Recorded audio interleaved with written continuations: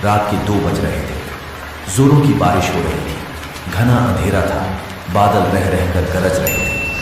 थोड़ी थोड़ी देर पर बिजली चमकती तो आसपास की चीजें दिखाई पड़ती थी, अन्यथा हाथ को हाथ दिखना भी मुश्किल लग रहा था। झारखंड के घाटशिला स्टेशन के बाहर रामदीन अपना ऑटो लगाए सवारी का इंतजार कर रहा था। इस मौसम में सवारी मिलने की उम्मीद कम थी, फिर भी हो सकता था कुछ देर बाद आने वाली ट्रेन से कोई सवारी आ जाए। करीब 1 घंटे बाद ट्रेन आई। थोड़ी देर बाद बिजली चमकने पर एक 18-19 वर्ष की मॉडल सी लड़की कंधे पर एक बैग लटकाए बाहर निकलती दिखी।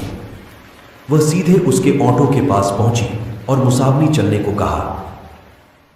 रामदीन ने कहा कि रात का वक्त है, इसीलिए वहां चलने पर 500 रुपये लूंगा, नहीं तो 2-4 घंटे इंतजार कर लीजिए, सुबह 100 रुपये में ले चलूंगा।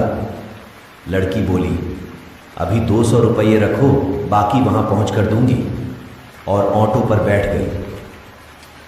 रामदीन ने ऑटो बढ़ा दिया। करीब आधा घंटे बाद वह गंतव्य तक पहुंचा। एक मकान के बाहर लड़की ने गाड़ी रुकवाई और घर से पैसे लेने की बात कहकर अंदर चली गई।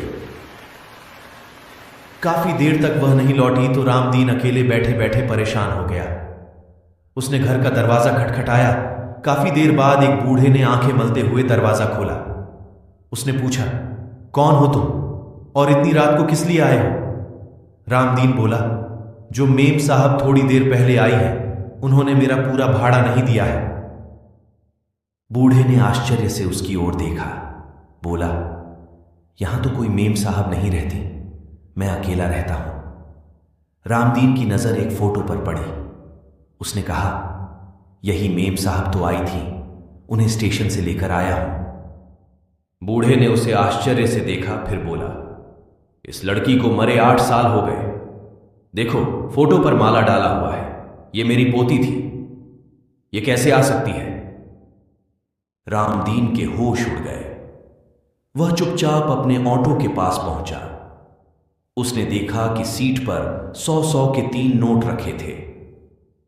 उसने नोट जेब में रखा और वहां से बेतहाशा भागा। उस दिन से उसने रात में ऑटो चलाना छोड़ दिया।